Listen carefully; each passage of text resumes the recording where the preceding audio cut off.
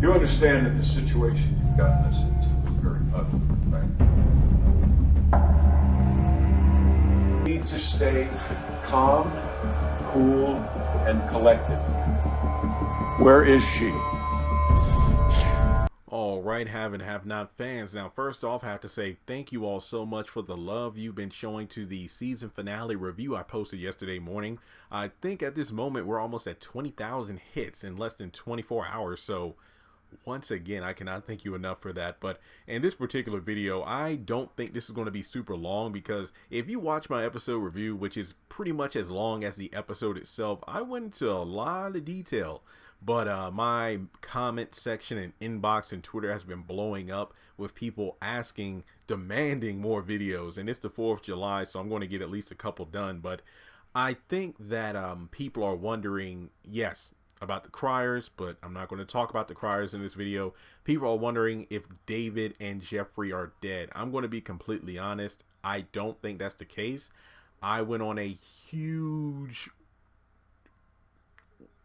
I don't even want to say rant, but segue into why this episode had a lot of sloppy characters just being sloppy for no reason, like Veronica not even checking to see if David and Jeffrey were dead, or, you know, at least waiting for one of the thugs to come out of the house to report on what happened.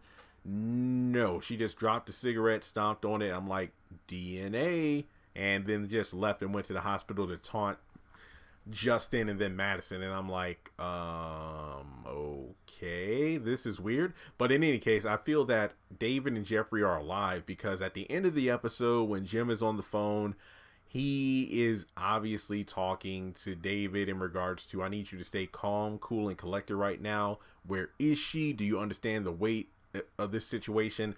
I think it's obvious that the person he would be on the phone talking with in that kind of tone would be David. Now, that doesn't necessarily confirm that Jeffrey is alive.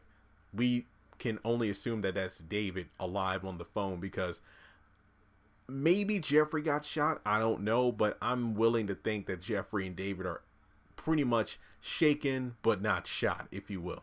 But I mean, if you want to talk about the criers, about the theory about being a nightmare at the end of the episode, then technically speaking, I guess you could say we don't know what their fates are. But given the fact that Tyler Perry pretty much wrote in that William was the father of Jeffrey and not David, and the fact that David hasn't relayed that information to Jeffrey, and we haven't gotten follow-up yet, I think it's pretty safe to say that they're alive. I don't doubt that they are alive. I think David and Jeffrey are alive. Somehow killed the thugs who, for whatever reason, decided to stay in the same spot instead of searching the house thoroughly or whatever. I think they're alive. I don't want to disappoint anyone by doing just a short video like this, but when it comes to the criers, that's going to be a lengthy video. But in this case, I think the Harringtons are alive, and that's about it. So if you go back to the end of the episode when Jim's on the phone talking with someone, I'm pretty sure it was David. So let me know your thoughts in the comment section below.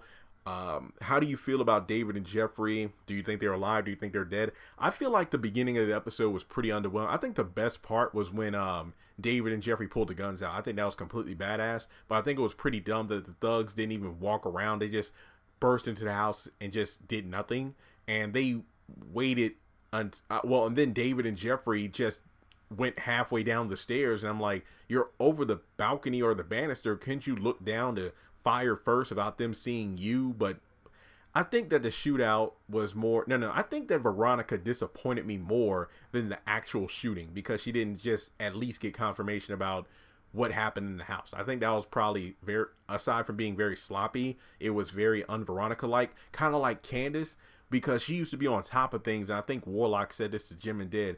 I think Warlock said this to Jim in jail. It's like, people are stupid when they're desperate. And I'm like, Veronica was in no rush. She had no reason to not confirm that they were dead. Kind of like when Candace didn't, she usually knows almost everything. She didn't know about Benny and Hannah's joint bank account. She just lied to Benny, transferred the money, then only after the fact found out that they needed 2 signatures to transfer the money back. So she definitely had a Candace moment right there, Veronica did. So that's pretty much my thoughts on that. So if you're new to the channel, please take a moment to hit that subscribe button as well as the bell notification icon. And yeah, I know you're disappointed that this video is up first, but I will be doing a crier centric video.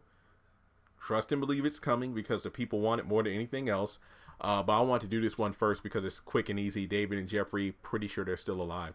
And I guess the better question is, well, they're alive. What is David going to do now?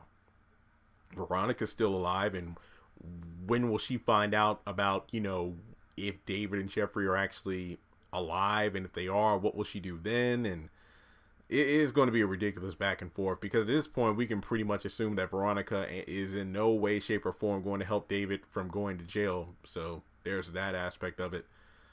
Not to mention, I'm really curious about the other contingencies David had in place because he told Jeffrey, I made a few stops on the way back with Jim.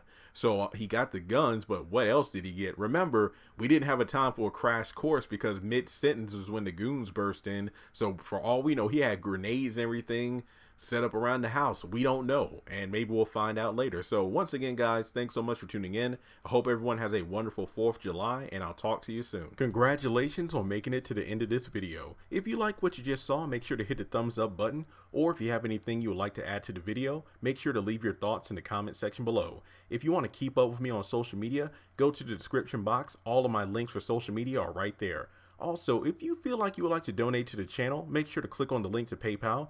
Any amount helps. $1, $5, $20. As a full-time YouTuber, any support from my fans really does mean a lot to me. Finally, make sure to hit the subscribe button as well as the bell notification icon. That way you're kept up to date on any new content I post to the channel. Once again, thank you so much for tuning in, and I'll talk to you in the next video.